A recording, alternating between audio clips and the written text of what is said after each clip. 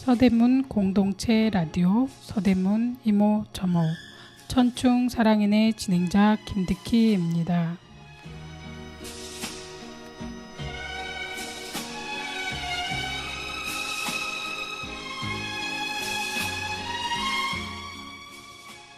너무 힘이 들어도 지날 수밖에 없는 세월이라면 잘 참고 넘도록 힘을 내야 합니다. 정신을 똑바로 차리고 해결책을 찾아야 하지요. 인생은 길고 해야 할 일은 많고 세상은 넓고 찾으면 길이 있을 거라는 생각을 잃지 말고 하루를 살아가면 좋겠습니다. 신신의 세상은 요지경 듣고 오겠습니다.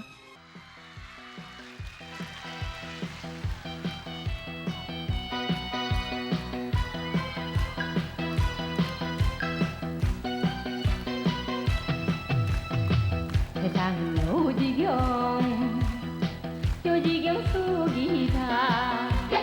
잘난 사람은 잘난 대로 살고 못난 사람은 못난 대로 산다.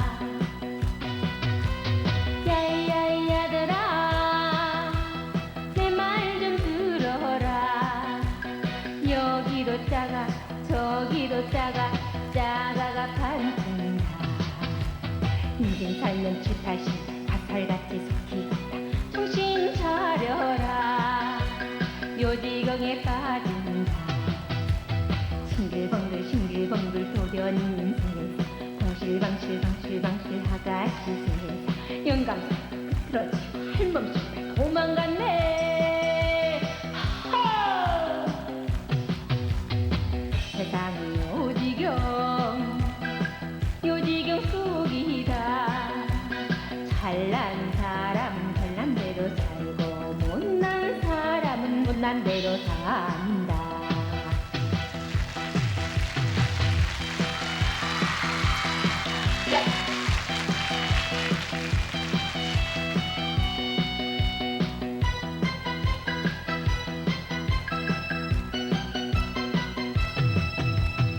세상은 요지경 속이다. 잘난 사람은 잘난 대로 살고 못난 사람은 못난 대로 산다. 야야야들아 내 말 좀 들어라. 여기도 작아 저기도 작아 작아가 반친다. 인생 살면 7, 80 바살같이 속히 간다. 정신 차려라. 요지경에 빠진다. 싱글벙글 도련님 세상 방실방실 아가씨 세상 영감사 흐트러지고 할멈신가 도망갔네. 하하! 세상은 요지경 속이다. 잘난 사람은 잘난 대로 살고 못난 사람은 못난 대로 산다. 네, 노래 잘 듣고 왔습니다. 천충사랑인 진행자 소개가 있겠습니다. 안녕하세요. 김유득입니다. 네, 선생님 반갑습니다. 네, 반갑습니다. 네, 정말 세상은 이렇게 보면은 요지경이라는 말이 맞는 것 같아요. 네, 그렇습니다. 막, 뒤죽박죽 뭐 무슨 일이 이렇게 막 뭔가 정의롭게 사는 것 같으면서도 정의롭지 못하고 뭔가 잘못된 것 같으면서도 또 정의로워지고 이렇게 하는 게 왔다 갔다 하면서 세상이 돌아가는 것 같아요. 그래서 세상은 참 요지경이다.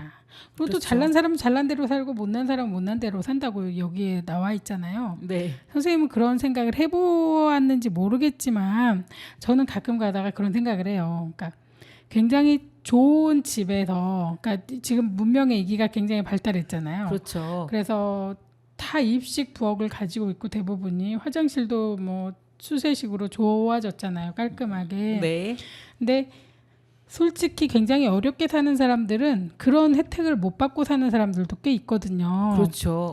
그럴 때 가끔 보면은 저 사람들은 어떻게 살까? 저기선 살 수가 있을까? 살기가 괜찮을까라는 생각을 가끔 하기도 하거든요. 근데 네. 예전에 대학교 다녔을 때, 그러니까 갑자기 생각이 나서 말씀드리는 건데 예전에 예. 대학교 다녔을 때 강남에 살던 친구들이 있었어요. 아, 예. 강남에 살던 친구들이 재개발 관련해서 책이 나온 게 있어서 서로 이제 읽었거든요. 아, 근데 그 독서 토론회 같이 이제 했단 말이에요, 학교에서. 근데 네. 그 내용을 전혀 이해를 할 수가 없다 그러더라고요. 아, 이런 게 있을 수가 있어? 그쵸. 그다음에 재개발 지역도 이해를 못 하고 네. 그게 그러니까 살았던 판자촌이라는 데가 있었다는 걸 전혀 그거를 받아들이지를 못하더라고요. 네. 어떻게 이런 세상이 있을 수가 있어? 난 이런 걸 본 적도 없는데 이렇게 얘기하면서 못 받아들이더라고요. 그럴 수 있겠네요. 그러니까 강북과 강남의 차이가 강남은 강북보다 더 먼저 개발을 했었고 또 그 뭐지? 그 공사도 그렇고 아파트 뭐가 지어지고 백화점이 지어진 쪽이 강남이 더 빨리였던 것 같아요. 빨랐죠. 우리 예. 강북은 잘 안 지었는데 네네. 그러다 보니까 어렸을 때부터 거기서 이제 산 거죠. 거기에 압구정 현대 아파트 생기고 막 강남 이렇게 생기고 하니 반포 막 이런 데 생기고 하니까 좋은 집에서 철들면서 다 좋은 집에서 살았을까 아니에요? 그렇죠. 그러니까 전혀 그 그림 사진 속에 나오는 판잣집을 전혀 이해를 못 하더라고요. 그렇죠. 저희는 그 그림 속에 나온 판잣집에서 살아봤던 사람이다 보니까 이해가 가지만 그러니까는 저희가 강북은 거의 많이 그런 집들이 있었잖아요. 그렇죠. 그러니까 뭐 판잣집이 다 판잣집은 아니었지만 거의 개발이 시작한 게 늦었죠. 1970년대 막 이때 이제 짓기 시작을 했는데 그때도 건물을 그러니까 지어도 우리가 지금 알고 있는 단독주택들 같은 데는 이제 그때 지었어요. 한 70년대, 80년대 지었는데 그 전에 뭐 판잣집 같은 데는 아마 그 친구들은 시골에는 그 아마 집으로 만든 집이 있을 거라고 생각은 하겠죠. 근데 흙집이요. 네. 흙집이 집으로 이렇게 위에를 싸가지고 만든 초가집이 아마 그거에서는 봤겠지만 어디 여행 가면 봤겠지만 전혀 그런 거를 이해를 못하는 거 보면 근데 그 생각이 저도 지금은 사실 조금은 이해가 가요. 왜냐면 지금 이제 길에 다니다 보면은 되게 어렵게 힘들게 서 있는 분들도 많고 있고 그다음에 길에서 좀 노점상 하시는 분들도 있고 하잖아요. 할머니들이. 그렇죠. 그럼 그분들이 생활하는 게 좋지 않을 거라는 생각을 많이 하는데 네. 그분들은 지금 어디에서 생활을 하고 있을까? 그런 생각이 가끔 들면서 네. 잘 살고 있을까? 물론 빌라에 살고 있겠죠. 빌라에 살고 있겠지만 빌라에도 못 사시는 분들도 있지 않을까? 라는 생각도 들면서 지금 사실 그런 사람들한테 저는 그러니까 세상은 공평해야 되고 평등하게 이렇게 좀 주어지고 행복을 추구할 수 있도록 해줘야 되잖아요. 네네. 근데 그런 게 가능하려면 어떻게 해줘야 되는 걸까? 그분들한테도 좋은 집을 다 줘야 되나? 아니면 저분들은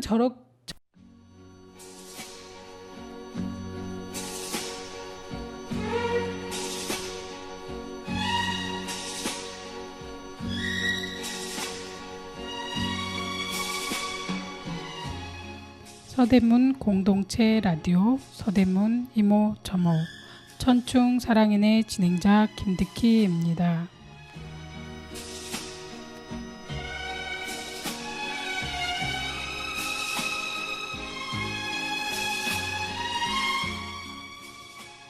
너무 힘이 들어도 지날 수밖에 없는 세월이라면 잘 참고 넘도록 힘을 내야 합니다. 정신을 똑바로 차리고 해결책을 찾아야 하지요. 인생은 길고 해야 할 일은 많고 세상은 넓고 찾으면 길이 있을 거라는 생각을 잃지 말고 하루를 살아가면 좋겠습니다. 신신의 세상은 요지경 듣고 오겠습니다.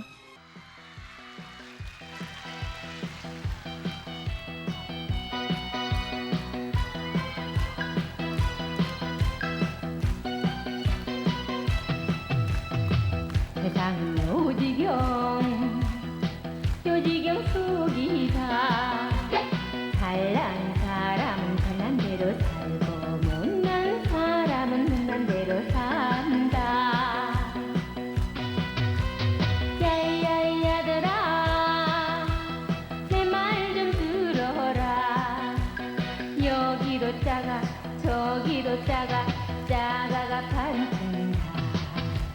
인생 살면 7, 80 바살같이 속히겠다. 정신 차려라 요지경에 빠진다. 싱글벙글 도련님 세상 방실방실 하가시 세상 영감사 끝으로지고 할멈씨가 도망갔네. 하하! 세상이 요지경 속이다. 잘난 사람은 잘난 대로 살고 못난 사람은 못난 대로 산다.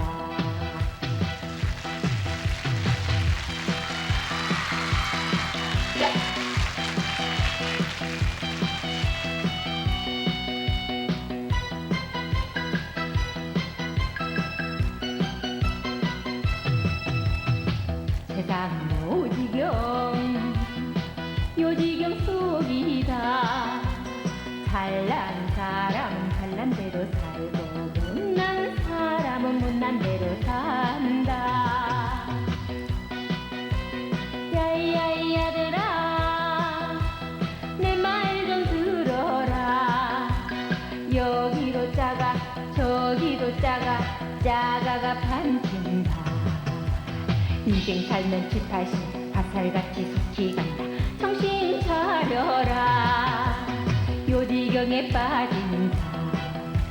싱글벙글 도련님 세상 방실방실 아가씨 세상 영감사 끝으로지고 할멈씨가 도망갔네. 하하! 세상이 요지경 속이다. 잘난 사람은 잘난 대로 살고 못난 사람은 못난 대로 산다.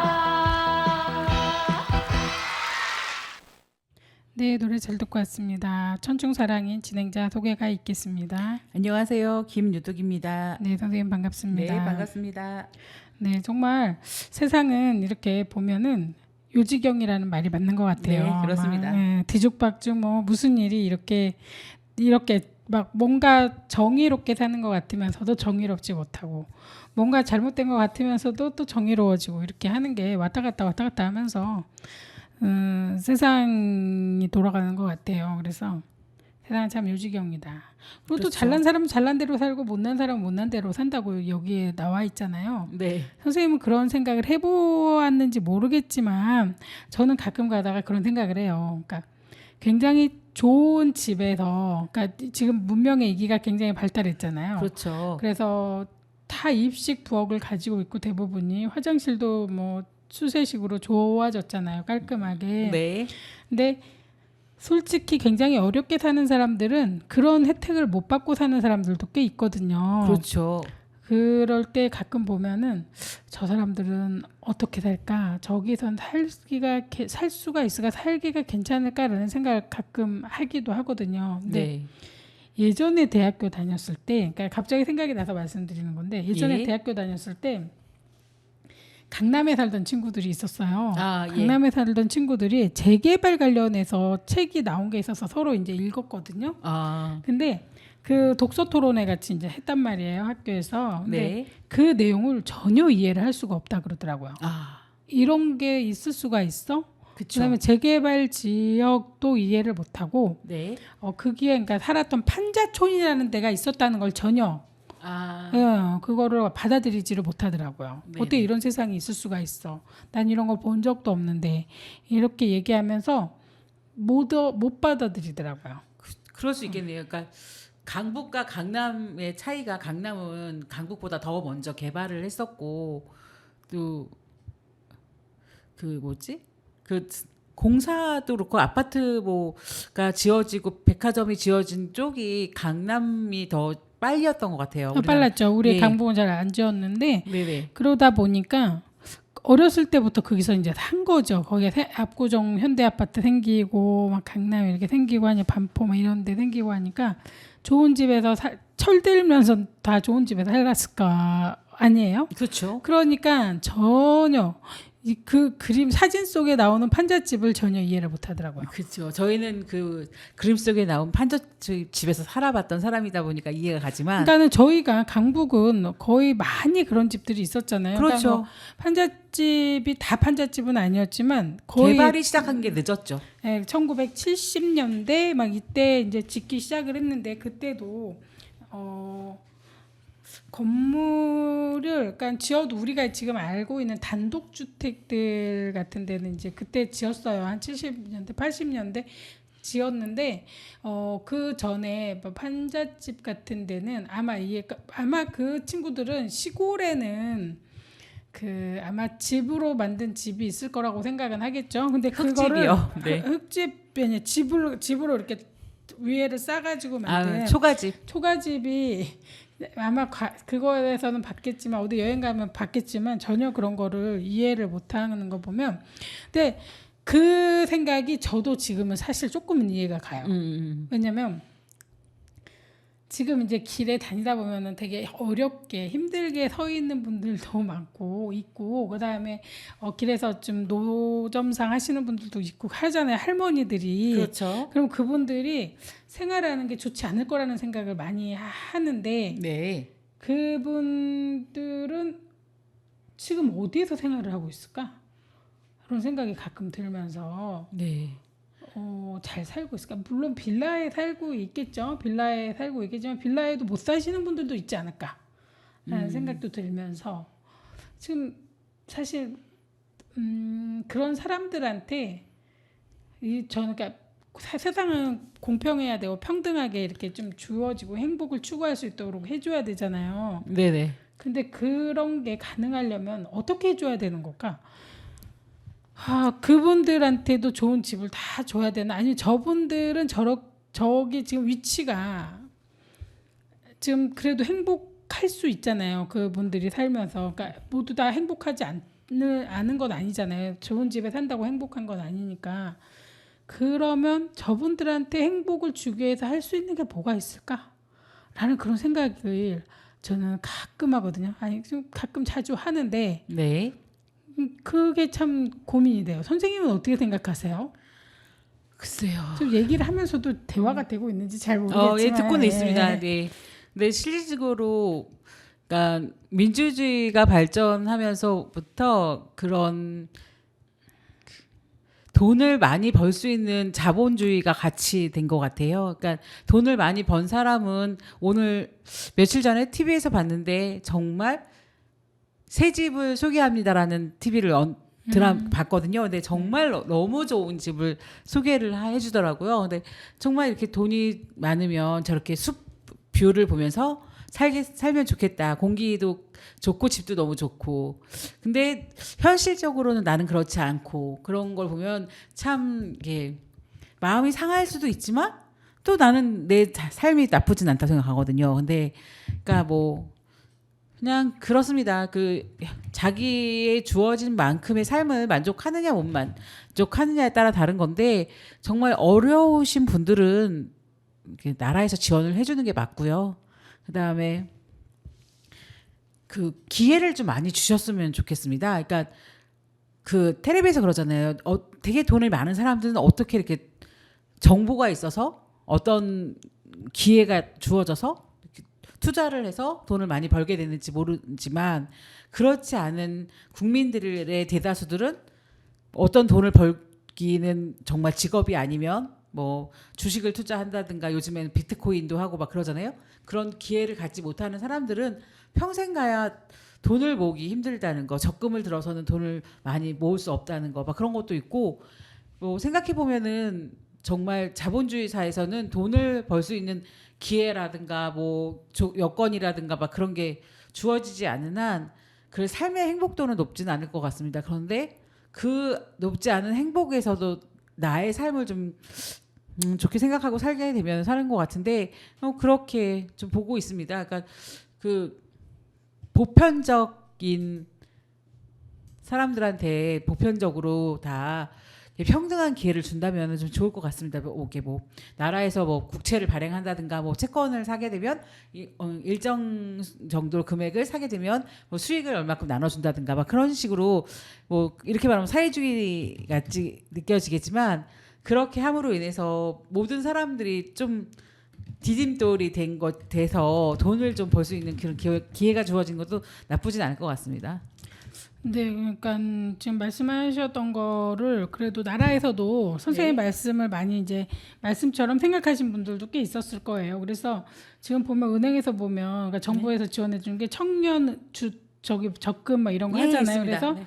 이제 그 어려운 친구들, 그러니까 막 그런 친구들한테는 얼마를 적금하면 뭐 얼마를 지원해주고 이런 게 네, 있잖아요. 있습니다. 네네. 근데 그런 게 하나의 방편이긴 한데 그런 게 좀 많아서 저금을 하면 지금 뭐 제로 금리 막 이렇게 얘기하잖아요. 일본 같은 경우에는 그랬고 우리도 지금 금리가 너무 낮아요. 넣어봤자 돈이 1년 있어도 뭐 얼마 붙지 않잖아요. 그런 것처럼 금리가 거의 없다 보니 사람들이 저금한 다음에 그대로 그 돈을 받는데 사실 저금할 때 1,000원을 저금했는데 받을 때 1,000원이잖아요. 몇 년 있다가 그러면 그 값어치는 떨어진 거거든요. 그렇습니다. 왜냐하면 물가가 상승해가지고서는 5년 전에 김밥이 1,000원이었으면 지금 현재는 2,000원인데 내가 저금한 건 1,000원인데 그때 5년 있다가 1,000원을 받는다는 건 반을 잃어버렸다는 거거든요. 그렇죠. 예, 반의 그 값어치를 뺏겨버렸다는 건데 그거를 누가 보상을 할 거냐 이거예요. 그러니까 이자를 제대로 복리도 있잖아요. 그러니까 복리까지는 안 주더라도 이자를 좀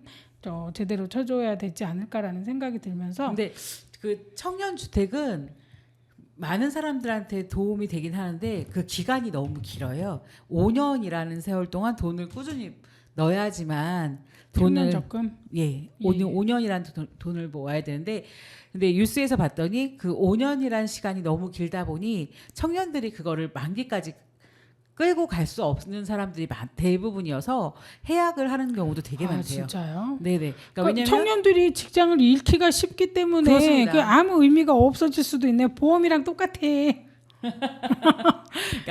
그러니까 왜냐면 그 50만 원씩 5년을 부면 5천만 원이라는 돈을 받을 수 있는데 그거에 대해서 나라에서 이자 플러스 뭐 이렇게 돈을 보태줘서 이제 5천이 되는데 그 돈을 50만 원, 70만 원을 보면 5천이 되거든요. 근데 그 금액이 너무 크다 보니까 붓다가 포기를 하는 경우도 많은 것 같고요. 그다음에 좀 문제가 있네요. 그 직장 아까 선생님 말씀하신 것처럼 직장 생활을 요즘 MZ 세대나 뭐 그런 사람들이 이렇게 열심히 하고는 있지만 그래도 이직률이 높다 보니까 꾸준히 돈을 벌기가 힘들 것 같습니다. 근데 정말 저소득인 경우에는 나라에서 뭐 10만 원 부으면 10만 원을 보태서 20만 원을 만들어주는 그런 적금들이 많이 있습니다. 그래서 그건 되게 좋은데 그런 기회가 그렇게 평등하게 주어지면 더 좋겠다는 생각이 듭니다. 근데 이제 돈에 대해서 이제 그 젊은이들이 저축을 하면서 그거에 대한 그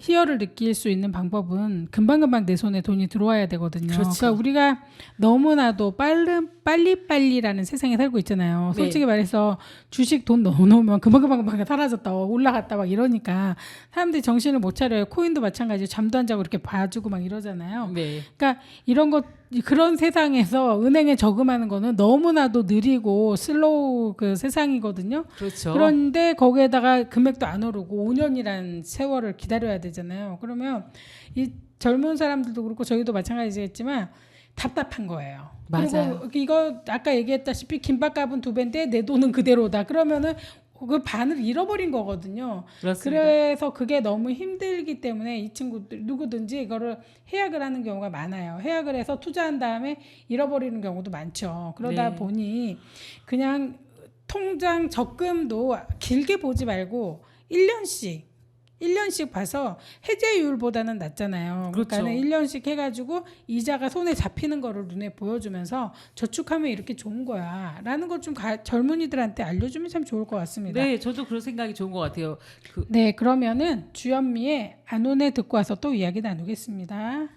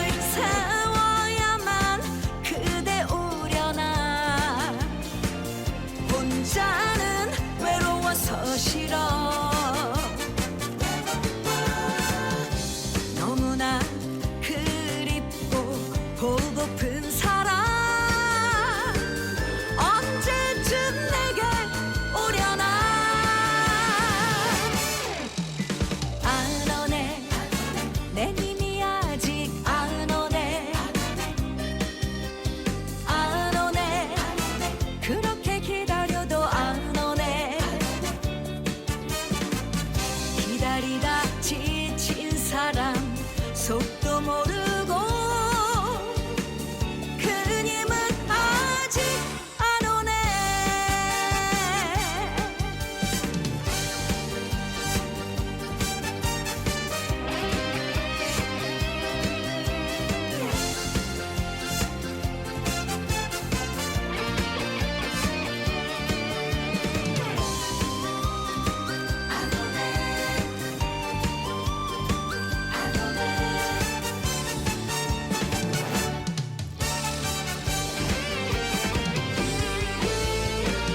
몇 밤을 새워야만 그대 오려나 혼자는 외로워서 싫어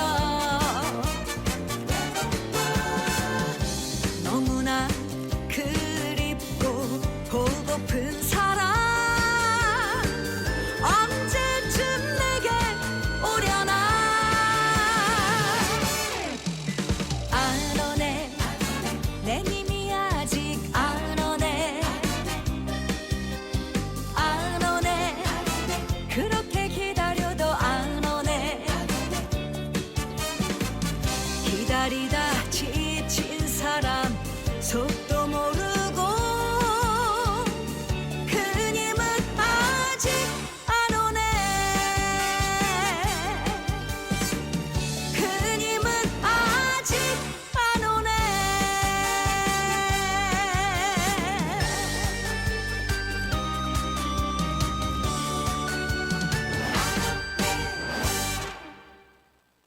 네, 노래 잘 듣고 왔습니다.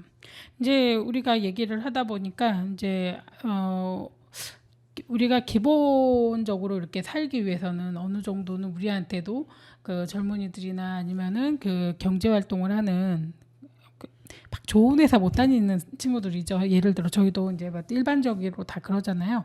근데 그 사람들이 월급을 받으면은 대부분이 시급 기준으로 받는 것 같아요. 그러니까 그런 것 시급보다는 낮게는 못 받으니까 시급 정도를 받는 것 같은데 이 시급의 변화가 어떻게 지금까지 이루어졌으며 이게 우리한테 어떤 영향을 주는지 좀 생각을 해봤으면 좋겠거든요. 근데 지금 현재 시급이 올해 얼마인 줄 아시나요, 선생님? 올해 최저시급은 1030원 아닐까요? 네, 맞습니다. 그 25년에는 1030원이고 내년에는 320원. 320원으로 오른다고 해요. 그래서 이제 뭐 하루 1급이죠. 8시간 기준으로 해서 8240원이 되고 그다음에 그 내년에는 82,560원이 되는데요. 월급으로 8시간 동안 20일을 일했다 치면은 209만 6,270원을 받고 올해는 내년에는 215만 6,880원을 받네요. 선생님이 네네. 좀 전에 근데 말씀하셨던 것처럼. 이거에서 또 저희는 세금을 빼야 됩니다. 예. 정말 지금 이제 보면은 어렵게 사는 그러니까 일반적으로 이렇게 받는 경우가 굉장히 많잖아요. 근데 그렇습니다. 이렇게 생활을 할 때 시급이 너무 높아서 힘들어요라고 얘기를 하는 분들이 꽤 많고 왜 이렇게 시급을 올리냐라고 얘기하시는 분들도 많지만 실질적으로 손에다가 200만 원 쥐어주면서 일하라고 하면 만족할 만한 사람이 몇 명이나 있을까요?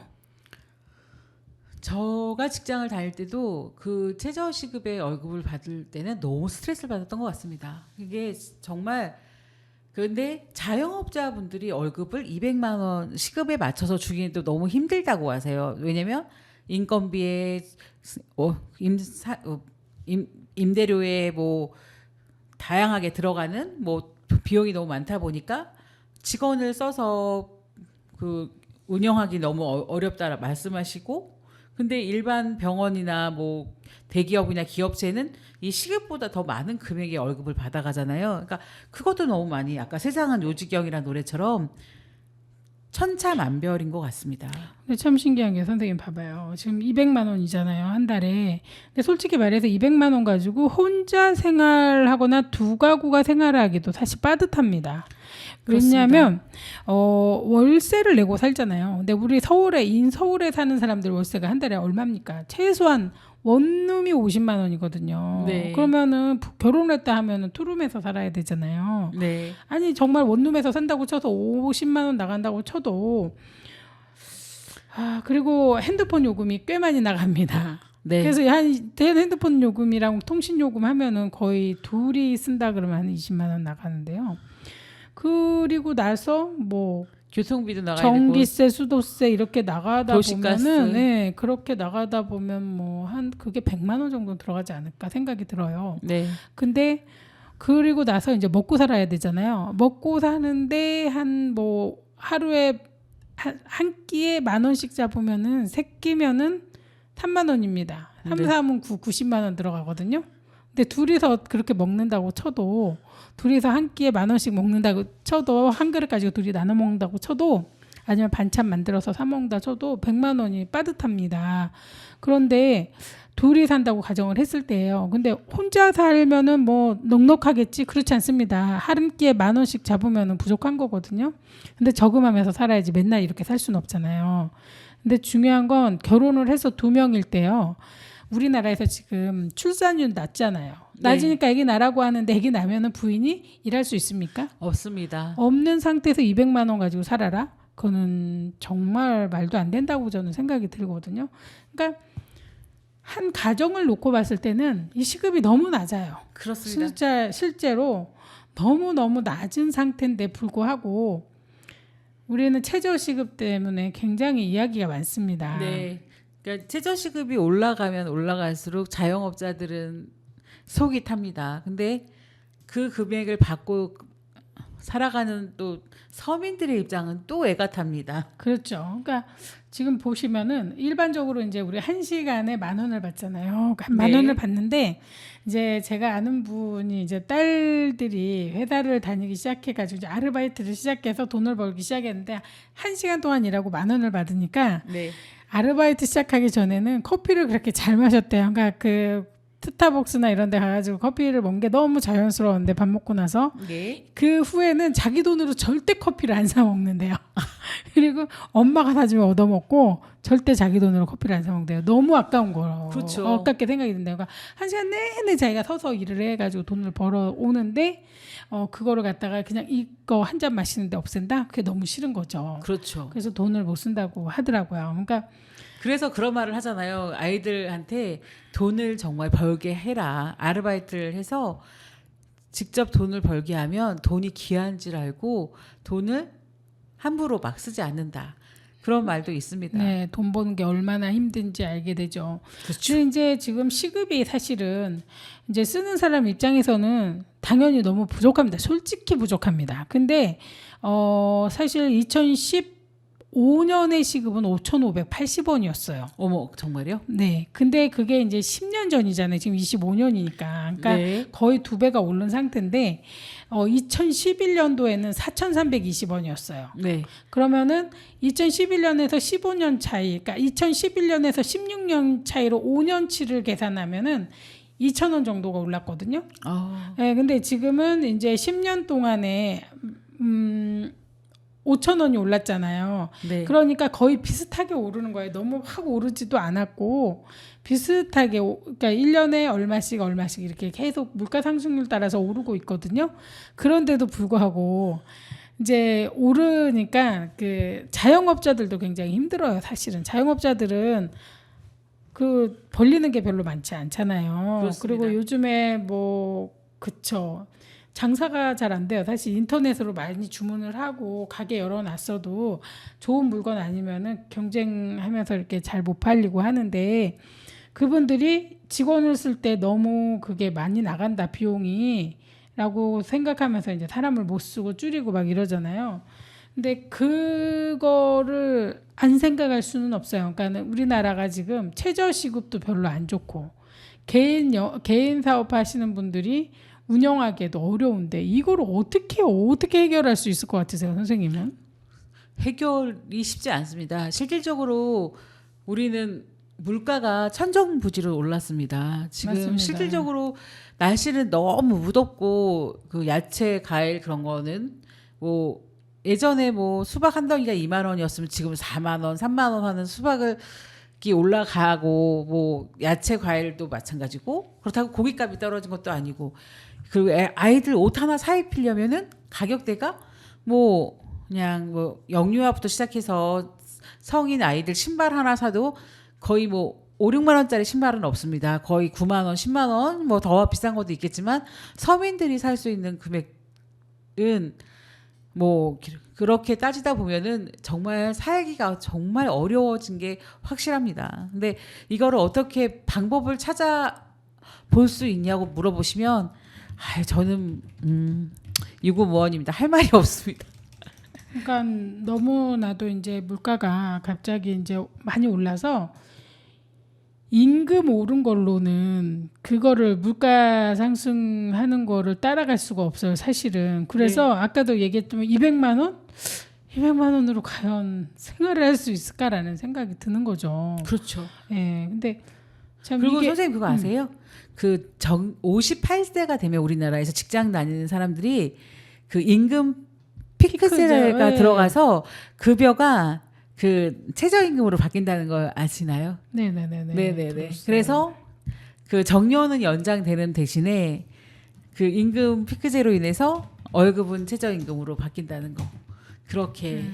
그러니까 실질적으로 직장을 다니는 사람들한테서는 최저임금이 오르는 걸 바랄 수밖에 없는데 현실적으로 그 최저임금 갖고 생활하기는 너무 힘들고 그렇다고 뭐 정계나 재계나 막 그런 데서 막 그 최저임금을 노사 간의 갈등처럼 막 얘기하시면서 이렇게 조금 올리는 거에 대해서 되게 힘들어하시는 걸 보면은 남의 나라 얘기가 아니라 우리나라 얘기가 정말 가슴이 아픕니다. 내 아이들이 직장을 다녀야 되는데 이 직장 생활하면서 최저임금을 받고 정말 1년 한 달을 버텨가지고 뭐 적금을 붓고 장가를 가고 뭐 아이 낳고 살 수 있을까? 뭐 그런 생각.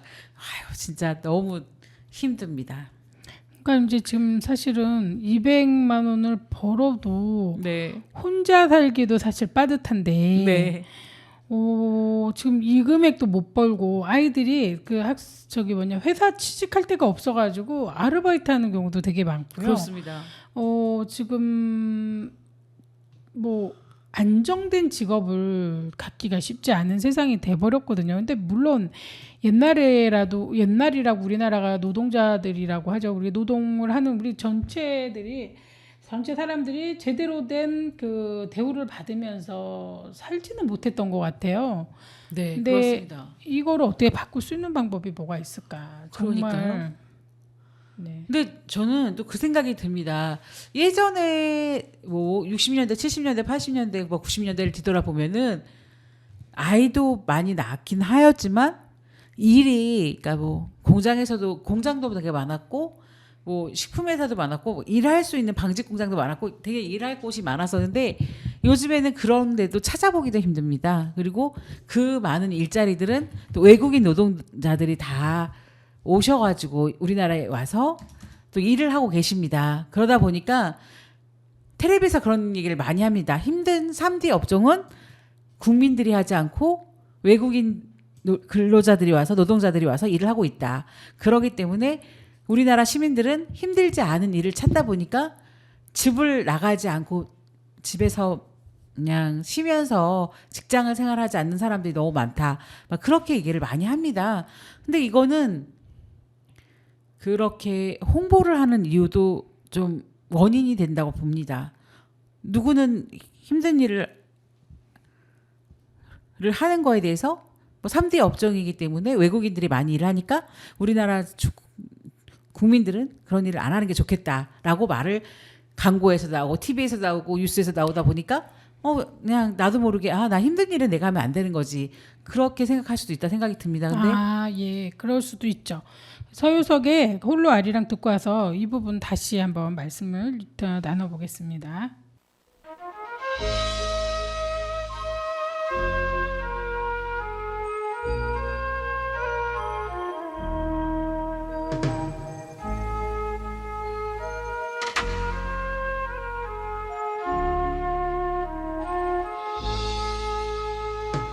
저 멀리 동해바다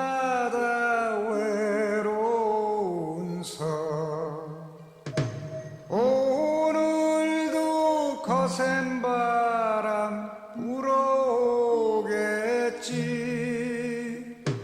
조그만 얼굴로 바람 맞으리. 독도 약한 밤에 잘 잤느냐. 아리랑 아리랑 홀로 아리랑 아리랑 고개를 넘어가 보자. 가다가 힘들면 쉬어가더라도 손잡고 가보자. 같이 가보자. 금강산 맑은 물은 동해로 흐르고 설악산 맑은 물도 동해 가는데 우리네 마음들은 어디로 가는가. 언제쯤 우리는 하나가 될까. 아리랑 아리랑 홀로 아리랑 아리랑 고개를 넘어가 보자. 가다가 힘들면 쉬어가더라도 손잡고 가보자. 같이 가보자.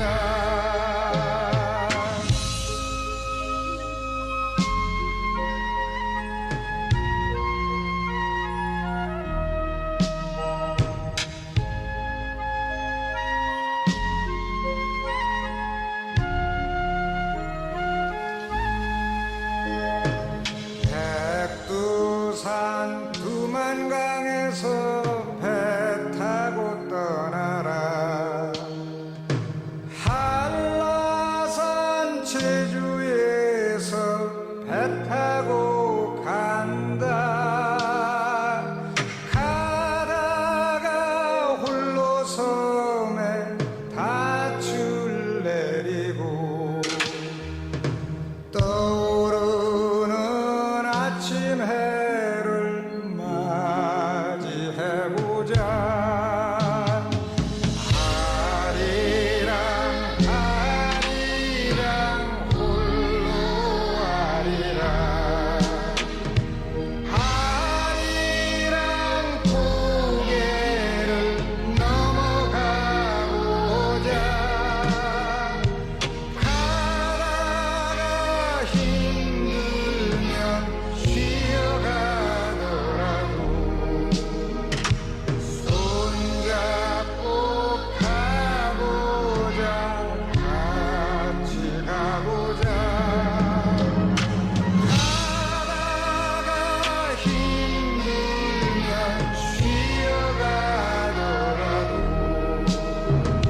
손잡고 가보자. 같이 가보자.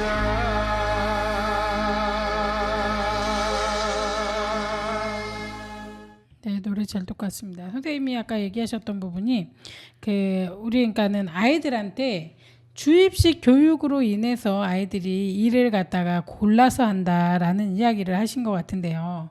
그러니까 자꾸 이렇게 어려운 일은 하는 게 아니야. 어려운 일은 힘들어. 그래서 한국 사람이 하기에는 부담스러운 일이니까 외국인 노동자를 쓰는 게 나라고 하는 이제 계속 이렇게 이제 이야기가 돌다 보니까 아이들이 그 일을 피한다라고 말씀을 해주셨는데요. 근데 사실은 그렇지만도 않은 것 같아요. 제가 보기에는 굉장히 어려운 일. 그러니까는 젊었을 때는 피하기는 하겠지만 결혼을 한다거나 아이가 생기면은 어쩔 수 없이 어려운 일들을 하더라고요. 그래서 배달일, 그다음에 뭐 그 굉장히 힘든 일도 우리나라에서 굉장히 건축일 많이 같은 해요. 것도 많이 하고 예, 다 하시죠. 하죠. 근데 더 황당한 건 일본 그 방사능 터졌을 때 우리나라 일꾼들 많이 데려갔어요. 그러니까는 일본에서 자기네 나라 일꾼을 쓴 게 아니라 해외 일꾼을, 그러니까 외국인 노동자죠, 우리가 예를 들어 그런 사람들한테 돈 얼마 줄게, 연 4천 줄게, 뭐 연 뭐 그러니까 뭐 생명 부담비까지 합쳐가지고 이렇게 데려갔대요. 근데 우리나라 사람도 많이 갔다 이렇게 얘기를 전 들었거든요. 근데 우리나라뿐 아니라 해외 외국 사람들도 이제 많이 간 거죠. 그거를 해야 되는데 자기네 나라 사람도 할 사람 진짜 없잖아요. 누가 하겠어요? 무서워서 안 하지. 그러니까 근데 이제 뭐 어려운 사람들이 사는 데 가서 뭐 노숙인들이 있는데 뭐 그런 데 가서라도 이제 말했다 이렇게 얘기를 하는데 그건 저가 100%는 모르겠지만 그렇게 하면서 외국 노동자들을 많이 이제 그 홍보를 해서 데려가서 이렇게 했다 처리를 지금 그렇게 얘기를 들었거든요. 근데 네. 그게 쉽지는 않은, 그게 잘 되지는 않는 거잖아요. 그래서 뭐 사람들이 많이 모여지진 않겠지만 그 사람들이 어려우면은 돈을 벌기 위해서 정말 최선을 다해요. 그리고 지금 길에 노숙자나 뭐 이런 사람들 봐도 나중에는 정말 직장을, 그러니까 처음에는 어려운 일을 피했지만 나중에는 진짜 일거리가 없어서 인생을 포기하고 뭐 이러는 사람들 꽤 많거든요. 제가 보면. 그러니까 그래서 좀 그런 거가 없도록 도울 수 있는 방법은 뭐가 없을까 라는 생각이 듭니다. 그리고 네. 실질적으로 학교 다닐 때 중고등학생, 초등학교, 초중고를 또 막론하고 그 학생들한테, 그러니까 뭐 저희가 뭐 이렇게 서울 안에 살다 보니까 농어촌에 가보질 않잖아요. 그 농어촌에 가면은 농사를 짓고 하는 걸 눈에 보다 보니까 그렇게 힘든 논일이나 밭일도 배워서 직업이 되잖아요. 근데 실질적으로 나이가 50대 후반이 된 사람들은 농촌에 내려가서 제2의 인생을 살려고 하는 사람이 많습니다. 내가 예전에 살았던 시골에 가서, 농촌에 가서 다시 제2의 꿈을 이뤄보겠다. 그래서 농촌에 가는 사람들도 되게 많고요. 또 농촌 가서 일을 하다 보면은 그 지원금 같은 게 많이 나와서 자리 잡고 할 수 있는 일도 많이 있다고 합니다. 그러니까 그렇게 보면 좀 아이들한테 좀 공부만이 길이 아니고 이런 일도 해보면 좋을 것 같고 저런 일도 해보면 좋을 것 같다라는 걸 좀 많이 좀 알려주는 게 좋을 것 같아요. 그러니까 예전에 중학교 1학년, 2학년 아이들한테 그런 거 많이 하잖아요. 그 학기제 해가지고 체험학습을 많이 하는 뭐 직업이 되게 다양한 직업이 많고 이런 직업을 한번 해봐라, 경험해봐라 했던 게 많이 있었잖아요. 근데 네. 그게 또 올해인가부터는 반으로 준 거 아세요? 그러니까 옛날에는 1, 2학년 애들한테 학기제 같은 걸 시켜가지고 학년제를 시켜서 뭐 많은 체험 활동을 하게 했었는데 지금은 또 그걸 갖다가 한 학기만 하는 걸로 1학년 한 학기만 체험 학습을 하게끔 하더라고요. 근데 그거를 저는 좀 꼭 다양하게 좀 시켜봤으면 좋겠다는 생각이 듭니다. 뭐 인생의 뭐 판검사 아니면 의사가 전부인 게 아니고 이런 직업 저런 직업 다양한 직업이 있고 또 이렇게 공부만 해서 될 일이 아니고 이렇게 하는 길도 있다라는 것도 좀 자세히 좀 알려주고 하면은 인생을 사는데 많이 도움이 되지 않을까. 그리고 아이들이 집에 이렇게 있는 아이들 뭐라고 하던데 갑자기 생각이 안 나네요. 근데 그렇게 밖에 세상 밖을 나가기가 힘들어하는 아이들한테 꼭 세상 밖이 회사가 아니고 세상 밖에 자연도 있다. 뭐 농어촌도 있고 숲도 있고 밭도 있고 논도 있고 바다도 있다라는 것도 알려주는 것도 도움이 될 것 같습니다. 그렇죠. 그러니까 좀 더 그 아이들이 이제 뭐 중학생 저학년 때는 구체적인 거를 배우지는 않더라도 좀 시간이 아직 많잖아요. 고등학생이 아니니까 좀 깊이 있게 들어가서 교육을 받을 수 있었으면 좋겠어요. 그러니까 AI가 지금 굉장히 많이 이슈화가 되고 있잖아요. 그리고 네. 그걸 많이 알아야지만 되더라고요. 근데 그런 것도 마찬가지지만 아이들이 본인이 원하는 그 분야가 있으면 그거를 좀 깊이 배울 수 있는 그런 길을 좀 열었으면 좋겠다라는 생각이 들어요. 그러니까 학교가 작아서 뭐 그런 거 하기 힘들면은 외부라도 연결을 하든지 소통을 해가지고서라도 뭔가 약간은 아이들한테 좀 더 다양한 경험을 할 수 있게 해주면 좋겠어요. 그러니까 중학교 때는 사실 굉장히 편하네요. 입시가 아주 심하게 뭐 입시 때문에 막 스트레스 받는 상황은 아니기 때문에 중학교 1학년, 2학년, 3학년 아이들이 모두 다 직업 체험을 할 수 있도록 하고 그 다음에 본인들이 좋아하는 거는 뭐 전문가들과 만나서 계속적으로 멘토링을 하면서 좀 그거를 갖다가 배운다면 어떨까라는 생각이 그렇죠. 듭니다. 지금 보시면은 우리나라에서 국위 선양을 하고 있는 손흥민 선수도 아버님이 축구 선수셨잖아요. 감독관이셨고, 그러니까 그 아들을 키워낸 것처럼 박세리 선수도 마찬가지고, 그러니까 모든 스포츠나 그런 운동에 같은 경우에 우리 학생들한테 기회를 좀 줘서 정말 잘하는 애들을 발굴해내는 것도 도움이 될 것 같고, 또 아까 선생님 말씀하셨던 것처럼 다양한 기회를 학생들한테 줘서 정말 잘하면 그걸 갖다가 학교에서 이렇게 잘하는 아이와 잘하는 멘토를 붙여가지고 이렇게 기회를 주어서 접촉을 자주 만나면서 이렇게 해봐라, 이렇게 잘했다 하면은 발전할 수 있고, 그러면은 인생 사는 데 있어서 그렇게 세상 사는 게 힘들지 않고 내가 성공할 수 있고 또 이렇게 되게 좋게 될 수 있겠다라는 생각도 많이 할 것 같습니다. 네, 맞습니다. 아이들한테 좀 더 좋은 기회, 많은 기회를 줬으면 하는 생각에 우리가 이제 이야기를 하고 있는데 그게 골든 타임이라는 게 있잖아요. 그 지금 뭐 중학생, 고등학생 때는 힘들다 생각을 하지만 그 고등학생 때 그거를 한다 그러면 부모님들이 반대하실 분들도 꽤 있거든요. 네네. 근데 사실 고등학교 2학년 때 아이들이 대학 가는 거 힘들 것 같아 그러면서 직업을 배울 수 있도록 이렇게 바꾸거든요, 아이들이. 그렇죠. 그러니까 바꿀 수 인문계를 갖다가 그러니까는 산업계라 그러나요? 특성화로 이렇게 바꾸잖아요. 네네. 그런 것처럼 그때도 굉장히 많이들 다 고민을 하고 있어요. 그러니까는 중고등학교 때 사실 우리가 대학교 다니고 막 이래 보면 세상을 살아보면 그때는 굉장이 어리고 뭐든지 할 수 있는 때이기 때문에요. 그렇죠. 그때 당시에는 진짜 여러 가지를 많이 배워보게 해야 된다고 생각이 듭니다. 직업이 될 만한 거를. 그리고 돈에 대한 것도 좀 많이 배웠으면 좋겠어요. 네. 중고등학교 때부터 이미 돈을 벌어봐야 된다고 생각하는데 그게 뭐 밖에 나와서 벌으라는 게 아니라 학교 내에서도 그런 교육이 좀 이루어져서 돈은 이렇게 쓰여지고 이렇게 하는구나. 아니면 진짜 우리 뭐 지금 사회에서 거의 돈은 왔다 갔다 안 하잖아요. 카드로 하긴 하는데 무슨 그런 것도 이제 뭔가 이렇게 있어서 아이들이 돈에 대한 가치 그런 걸 생각할 수 있는 그런 기회가 있었으면 좋겠습니다. 그러면 김동규의 10월의 어느 멋진 날 듣고 와서 이야기 나누겠습니다.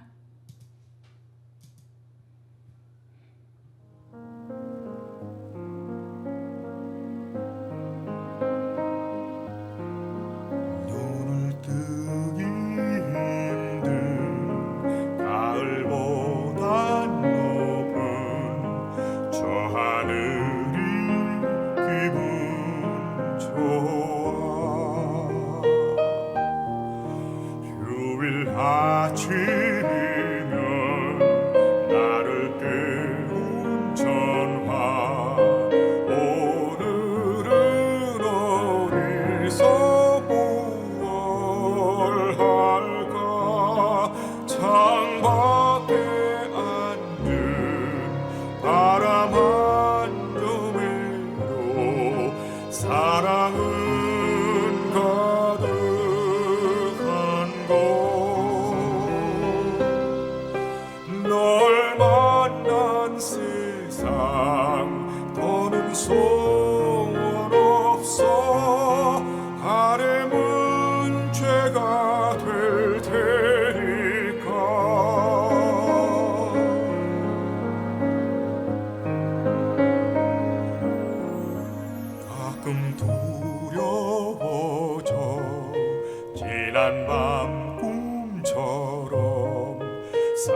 사라질까 기도해 내일 너를 보고 너의 손을 잡고 내 곁에 있는 너를 확인해 창밖에 앉은 바람 한 점에도 사랑은 가득한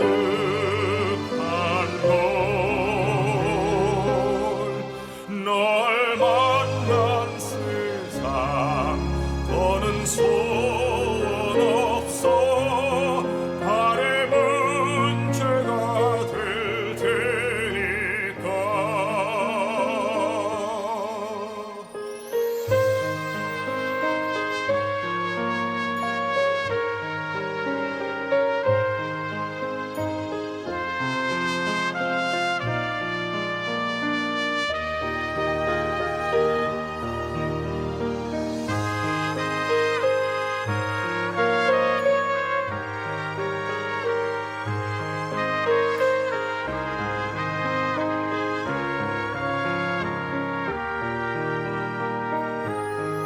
살아가